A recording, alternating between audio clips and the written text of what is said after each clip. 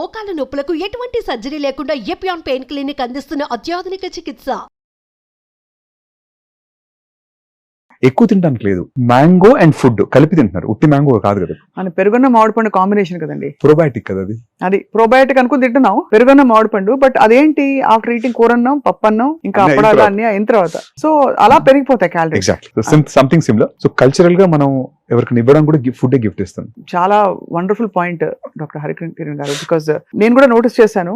And ఇచ్చినప్పుడు మొహమాటం కొద్ది తింటాం. You can't throw it out. అవును, ఎట్లా పడేస్తాం with love. So you can't throw it out. ఇంటికి వెళ్ళినప్పుడు ఎవరైనా సర్వ్ చేస్తే కూడా ఒక స్వీట్ ఒక హాట్ మళ్ళీ టీలో 2 స్పూన్లు షుగర్ అక్కడే. ఇప్పుడైతే ఇవాళ రోజుల్లో అవేర్నెస్ పెరిగిపోయి అక్కడ కనిపించిపోతుంది.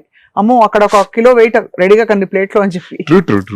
So yeah, very interesting observation. So మరి ఫుడ్ ఉంచాల్సిన చోటే ఉంచాలి అంటే ఒక ఎనర్జీ సోర్స్ మాత్రమే మన బాడీకి అని తెలుసుకోవాలి. మీ హోమ్ లో మీరు హెల్దీ ఉన్నారని చేస్తే మీ ఫ్రిడ్జ్ చూసి చెప్పేస్తాం మనం.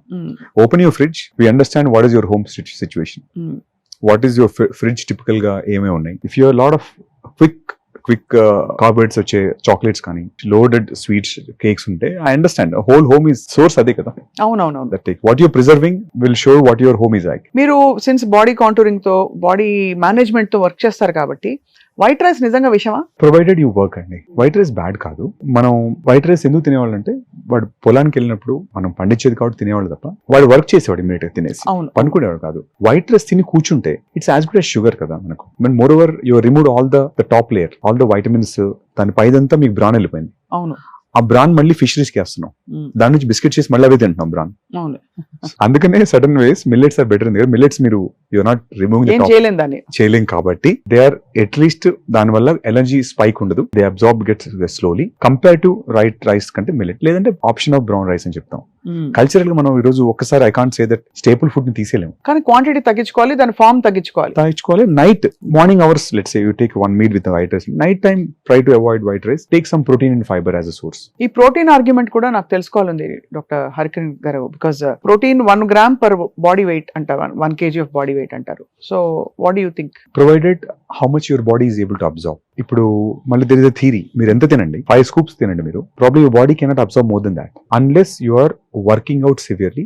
Body is demanding. అంటే మీరు హెవీ వర్కౌట్స్ చేస్తున్నారు అంటే ఎనబాలిక్ గా జిమ్ కి వెళ్తున్నారు, మీ మజిల్ బాగా టేర్ అవుతుంది, రిపేర్ కి అవసరం. చైల్డ్ లో గ్రోయింగ్ ఏజ్ ఉంది, వాడు గ్రోత్ కి ప్రోటీన్. నార్మల్ పర్సన్ టిపికల్ గా లేట్ బ్యాక్ ఉన్న పర్సన్ కి ప్రోటీన్ ఓన్లీ స్టాటిక్ వర్క్ చేస్తుంది, వెయిట్ కంట్రోల్ చేయడం తప్ప ప్రోటీన్ తో ఉండదు. దాని ప్లేస్ లో కార్బోహైడ్రేట్ వచ్చి కూర్చుంటది కాబట్టి చచ్చినట్టు తింటే గనక అది పోతుంది కాబట్టి ఆ విధంగా కొంచెం బెటర్. ఫీలింగ్ ఎక్కువసేపు పడుతుంది అరగడానికి, ఆకలి వేయదు, ఇన్స్టెంట్ స్పైక్ ఉండదు, ఇన్స్టెంట్ షుగర్ గ్లూకోజ్ స్పైక్ ఉండదు కాబట్టి ఇన్సులిన్ రిలీజ్ అవ్వదు. సో దాని వల్ల కొంచెం బెనిఫిట్స్ ఉంటాయి.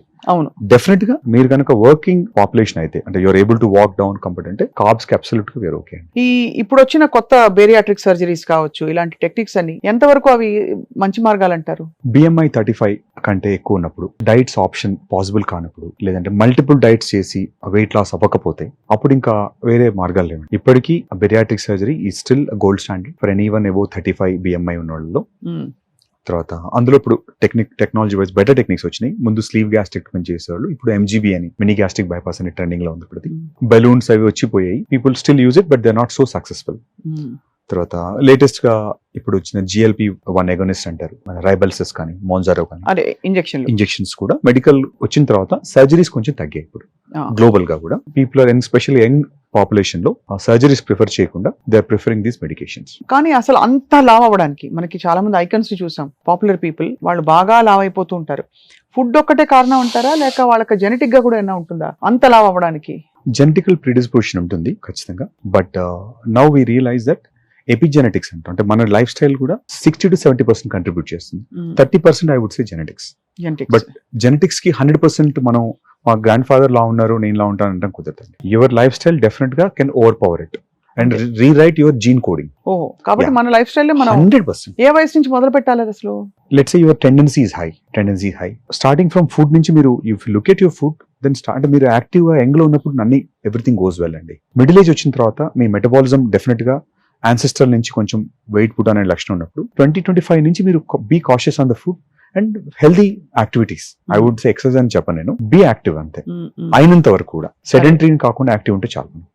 You have to mobilize your body. Liposuction as a second option నిజంగా అది వెయిట్ లాస్ కి పనికొస్తుందా, లేక ఫ్యాట్ ని కొంచెం తీసి రీడిస్ట్రిబ్యూట్ చేయడానికి, లేదు కొంత మరీ బల్జెస్ ఏరియాస్ టార్గెటెడ్ ఏరియాస్ మాత్రం పనిచేస్తుందా? లైపోసెక్షన్ ఐడియల్ BMI లోనే చేయాలి. మీరు ఒక 60 kgs ఉన్నారు అనుకోండి, మీరు ఇప్పుడు 90 ఉన్నారు, we cannot do liposuction for you. 60 ఉన్న ఆల్సో ఒక 67, 68 kgs ఉన్నారు, you're eligible for liposuction. Liposuction చేస్తే కానీ తగ్గుతుందా wait?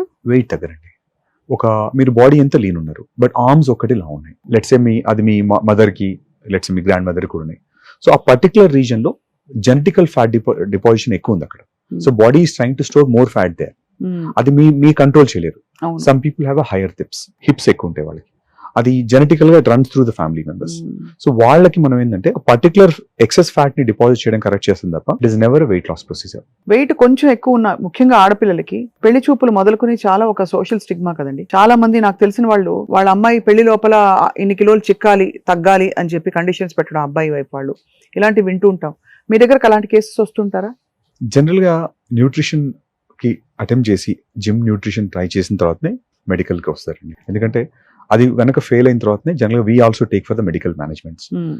Every one first case సినారియోలో we generally give them life style change ఇస్తే చెప్పి పంపించేస్తాం. మనం కూడా మేబీ బాగా క్రేవింగ్స్ ఉన్నాయంటే కొంచెం అప్డేట్ సప్రెసెంట్ పెడతాం. అది ఎక్స్ట్రీమ్ క్రేవింగ్స్ ఉంటాయి, ఎందుకంటే ఒకసారి రాంగ్ బ్యాక్టీరియా ఉంటాయి గట్ లో. So we need to change the flora.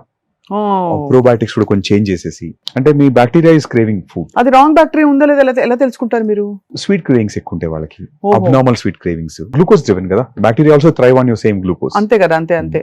So అలా టెండెన్సీస్ ని బట్టి కారణం ఏంటో, మూల కారణం ఏంటో పట్టుకుని దాని ముందు కరెక్ట్ చేస్తారు. ఫస్ట్ ఏది అటెంప్ట్ చేయకుండా డైరెక్ట్ గా జంప్ అవ్వకుండా will try to understand their life style, where they coming from. అది అర్థమైతే మనకు సొల్యూషన్ చాలా ఈజీ ఉంటుంది. అయితే అదే లైక్ ఐ మెన్షన్డ్, ఎమోషనల్ గా చాలా మంది ఎఫెక్ట్ అయ్యి వస్తారండి అని అడుగుతున్నాను. 100% సెల్ఫ్ ఎస్టీమ్ చాలా ఎఫెక్ట్ అయిపోతుంది. ఎలా వస్తారండి? Can you give me an example, ఒక కేస్ స్టడీ ఎవరైనా? మీకు 30, లెట్స్ సే మాకు ఐ హావ్ నోన్ ఫ్యామిలీస్ ఉన్నాయి, the 3-4 girls are not getting married, so they are almost reaching to 28 to 30. వాళ్ళ పేరెంట్స్ ని అడగడం మొదలు పెట్టాను నేను, ఎందుకు పెళ్లి చేసుకోవట్లేదు అమ్మాయిలని.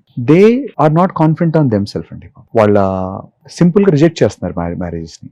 వాళ్ళు చెప్పుకోరు, same they don't understand, they don't agree that we are obese. Parents తీసుకొచ్చిన తర్వాత దెన్ వీ కౌన్సిల్ దెమ్ చేసి, ఇట్లా చాలా సిచ్యువేషన్స్ ఉంటాయి మనకి. ఇట్లా కొంతమందికి రిజెక్ట్ అయిపోతాయి 2-3 marriages, they go in to depression. I'm not fit for it, I rather be single, నేను సింగిల్ గా ఉంటాను, ఇంకా నేను పెళ్లి చేసుకోను. ఎందుకంటే 3 రిజెక్షన్ పడిన తర్వాత psychology of person will change. And weight వల్లే కదా ఎక్కువ రిజెక్ట్, ఓన్లీ వెయిట్, దాంతో ఇంకెక్కువ తింటుంటారు. అంటే చెప్తారండి అది లావుగా ఉన్నారని, ఓపెన్ రిజెక్షన్ అండి. ఇప్పుడు అవతల person other partner, male female both side అనుకోండి, ఇందులో 2 జెండర్స్ ఈక్వలే.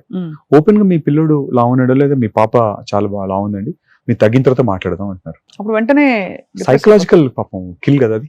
అంటే ఆల్ దీస్ డేస్ మీరు మీ చైల్డ్ ని మీరు ఒబీసా చూడలేరు. మీరు హెల్దీ అంటాం దాన్ని, మన తెలుగులో కొంచెం బొద్దు అంటారు, హెల్దీ అంటారు దాన్ని. సో అక్కడి నుంచి మరి అందుకనే అంత ఇప్పుడు బాగా ఎంఫసిస్ పెరిగిపోయింది. సోషల్ మీడియా వచ్చాక మీరు చెప్పినట్టు స్క్రూటీనీలో ఉన్న అందరం, ఎక్కడ కూడా ఒక 1/2 కిలో అటు ఇటు అయినా, ఒక చిన్న ముడత వచ్చినా కూడా ఏంటి మారిపోయారని అడుగుతారు అందరూ. మరి ఇలాంటి పరిస్థితుల్లో కరెక్ట్ చేసిన సందర్భాలు ఉన్నాయా? మీరు కరెక్ట్ చేసి వాళ్ళు ఎమోషనల్ గా 100% ఎలా కరెక్ట్ చేశారండి? కెన్ యూ చెప్పండి. ఒక డిపెండ్స్. అదే మేము చాలా సార్లు, ఇప్పుడు రీసెంట్ గా I have actress coming from Mumbai, తను పర్టికులర్ గా ఒక షూట్ లో రిజెక్ట్ అయింది. తను ఒక యాక్ట్రెస్ హిందీ యాక్ట్రెస్ అండి, హిందీ టాలీవుడ్ 2 చోట్ల ఉంటారు. She was rejected for the shoot. అంటే she was appearing plump, she lost 3-4 choices అట్లా. పాపం she's not obese, but on the screen కి వెళ్ళేసరికి షీఈ్ అపియరింగ్ వెరీ హ్యూజ్. అంటే కెరీర్స్ కూడా ఒకసారి ఎఫెక్ట్ అయిపోతాయి పబ్లిక్ ప్రొఫెషన్ లో ఉన్నప్పుడు. అసలు యూఆర్ ఆన్ ద స్క్రీన్. ఇప్పుడు అందరూ almost all of us are in a kind of social situation. ఇంట్లో కూర్చొని చేసే అవకాశం ఎంతమందికి ఉంటుంది? అంతే కదా, బయటకు వెళ్తే అందరూ మరీ ఐటీ జాబ్ అయితే తప్ప. You are been measured and assessed and judged. ఈ 3 జరుగుతాయి. లిటరల్ గా కొలిచేస్తారు. అవునండి, అవును, చాలా ఇది it's a very big thing. కనపడదు కానీ the one who is going through will understand this pain. అయితే మీ దగ్గరకు వచ్చిన యాక్టర్స్ కి మీరు ఏం చేశారు ట్రీట్మెంట్? తనకి we understood his lifestyle. She had cravings again. తనకి క్రేవింగ్స్ ఉన్నాయి, హై క్రేవింగ్స్ ఉన్నాయి. కొంచెం she's going through some PCOD issues, కొంచెం ఎమోషనల్ స్వింగ్స్ ఎక్కువ. So we stabilized her and we given some medical management with peptide suppressants పెట్టాం. తర్వాత GLP-1 start చేసాం. 3 months she's back. She's confident.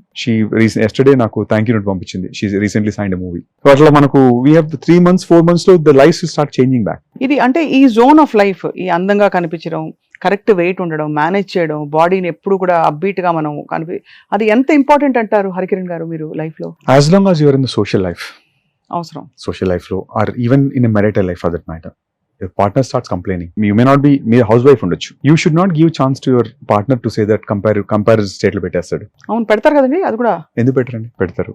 Number 1. And అంటే ఇంట్లో already పాపం బోల్డ్ చాకరీ చేస్తూ భార్య ఉంటే ఇప్పుడు ఏంటండి, యువర్ నౌ టుడే ద చాకరీ ఉమెన్ కూడా తగ్గిపోయారు. అంటే ఇప్పుడు now you have machines today, man power ఉన్నారు, పీపుల్ హావ్ బికమ్ జనరలీ కొంచెం వెల్తియర్ అయ్యారు. అంటే కంప్లీట్ గా మార్నింగ్ 5 లేసి చేసే ఉమెన్ ఐ డోంట్ థింక్ ఇంకా ఎవరు లేరు. లేరులేండి. టెక్నికల్ గా ఒరిజినల్ మాట్లాడుకుందాం, అదైతే లేదు. But still self image is very important. One they look at the mirror they should feel confident. Self esteem అయితే పడిపోతుంది. ఇది 1960s లో దిస్ ఆథర్ కాల్ మ్యాక్స్వెల్ అని ఒక బుక్ రాస్తాడు, ప్లాస్టిక్ సర్జన్. హీ సేస్ మీ అవుటర్ ఇమేజ్ తోనే మీ ఇంటర్నల్ ఫీలింగ్ కూడా చేంజ్ అయిపోతుంది. If you look at yourself in the perfectly good in the screen or in the mirror ముందు మీకుండే కాన్ఫిడెన్స్ నార్మల్ వాళ్ళకి ఉండదండి. Self image is too good to be true. అది నిజంగా ఉంటే మీ ఇంటర్నల్ కాన్ఫిడెన్స్ చాలా ఇంప్రూవ్ అవుతుంది. సో అలా మరి ఇంబ్యాలెన్స్ క్రియేట్ అయిపోతుంది ఆటోమేటిక్ గా. So it is a constant fight. అది ఈ రోజు చేసాము రేపు వదిలేస్తాను అనుకుంటుంది. You have to have the discipline. This the only thing is discipline.